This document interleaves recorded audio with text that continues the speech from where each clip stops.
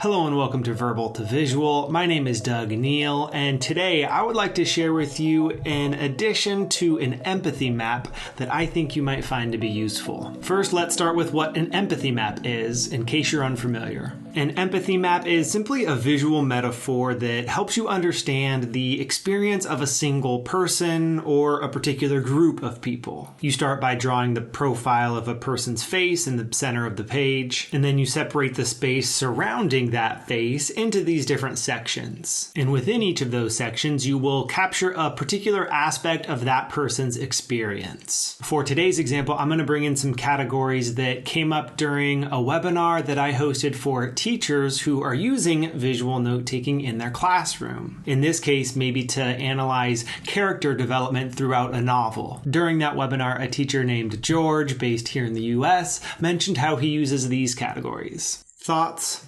actions, words, feelings, and desires. After identifying the aspects of a person's experience that you want to capture, you then can fill in each of those sections. And if you wanted to, you could include some sketches alongside text descriptions of those particular experiences. The idea then is that as a whole, when you capture an individual's experience in this way, that helps you to develop empathy for that person. Hence the name empathy map. That in and of itself is a useful tool, but the reason that I wanted to bring this in today is because when this idea of an empathy map came up in that webinar with teachers, it was another teacher, this time from Denmark, shout out to Sina, who asked, how might you use an empathy map when reading a novel, but incorporate a larger stretch of time to show how a character might evolve throughout the progression of a novel? And that's where this idea of bringing a time variable into this empathy map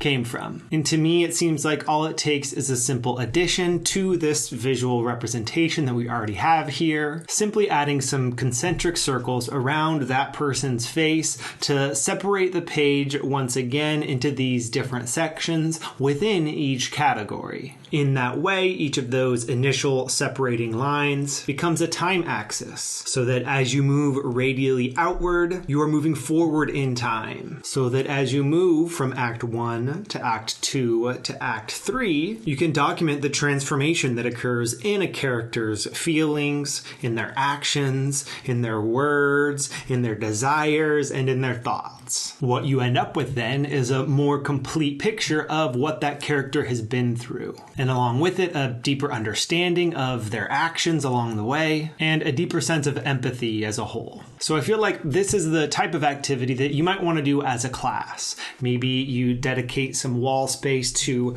a big version of an empathy map like this, and then at the end of each chapter, maybe with sticky notes, you ask students to fill in each of these sections with some of the most important thoughts, actions, words, feelings, and desires of the character that you're analyzing. As you then continue to read that novel, I think having that reference of what that character has been through, I feel like that will just add a layer of appreciation to the story as it unfolds. So if you decide to give this activity a try, maybe with your students, maybe on your own, if you just really enjoy digging into the novels that you read, I would love to see the final result. This is a new enough type of capturing that I haven't yet had the chance to try it out myself. So I'd love to hear how it goes for you if you try it out. I also think there's potential for this type of diagram outside the realm of education. Empathy maps have already been used pretty regularly in the business setting when you're trying to more deeply understand the customer experience. And I think adding a time variable in that case can be helpful as well. But really, anytime that you're trying to understand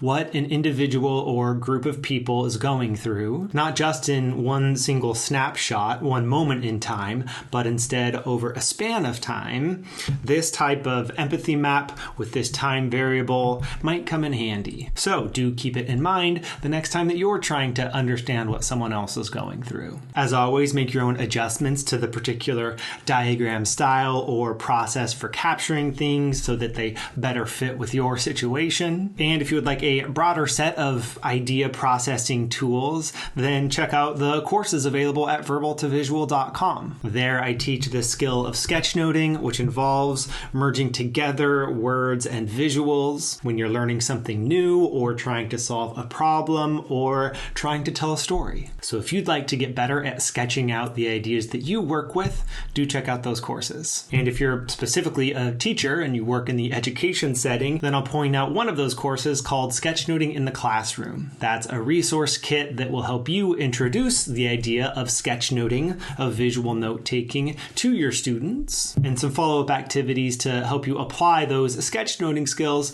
to whatever it is you're learning that day. You can find links to that resource and others down below this video. Thank you so much for watching, and I'll see you in the next video. Till then.